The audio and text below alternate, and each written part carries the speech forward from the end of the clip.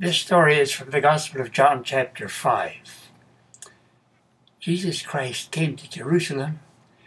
There's a big pool there, and there were 5 porches around it that were filled with sick people who were blind, lame, and paralyzed. A lot of them.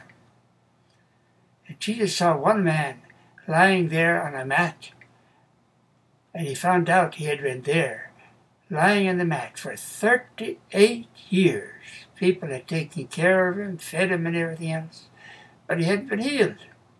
And he asked that man, he said, "Would you like to be healed?" The man gave a couple of excuses, and Jesus said, "Stand up, pick up your mat, and go." Think of it. He had been lying on his mat for 38 years, unable to get up or walk in any way. And that when Jesus said that word, he immediately was able to stand up and walk. He was healed. This teaches us that it's never too late. Don't give up at all. Keep on believing. In the university in the United States, there was a big university that was going to have a graduation, and they wanted to have a big speaker to give the message for the graduation. Well, Churchill was the Prime Minister of Britain at that time, and soon they invited him to come. All the thousands of people were gathered together in the university there, waiting to hear what this President of Britain, Churchill, would have to say to them. When the time came, Churchill got up and he said, "Never, never, never give up." And then he sat down. Everybody was shocked. But one thing is sure, they never forgot the message. Remember, that is a good word for all of us. We need to remember it is not too late to pray for people who are sick.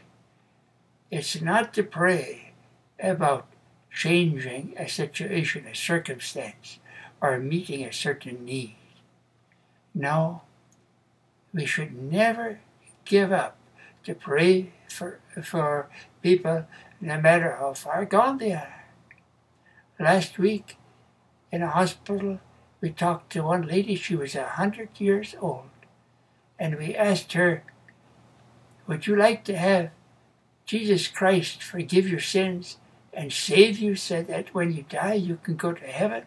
She says, "I would." I said, well, if that's what you wish, then just pray to Jesus. Ask him to forgive your sins and to save you and by his Spirit to come into your life. And you know, she did that. Boy, she could have died long, long ago and then gone to hell forever. But it was not too late. God, by his grace, had waited. And it was not too late. And she still got saved. There are many situations in this world that Lord call us, Lord, to exercise patience. In Luke chapter 13, we read of a woman, one of the devil's spirits had made her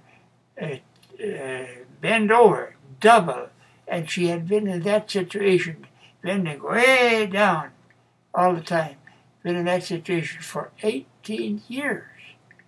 And so Jesus gave the word and told it, and rebuked the demon and healed her, and she walked erect and joyous. In Isaiah 40:31 we read, "They that wait upon the Lord shall renew their strength. They shall run and not be weary. They shall walk and not faint." Yes, we have so many promises. We can always depend upon the promises of God. Nothing is too hard for him. Nothing is impossible. God is able. Remember, it's not too late.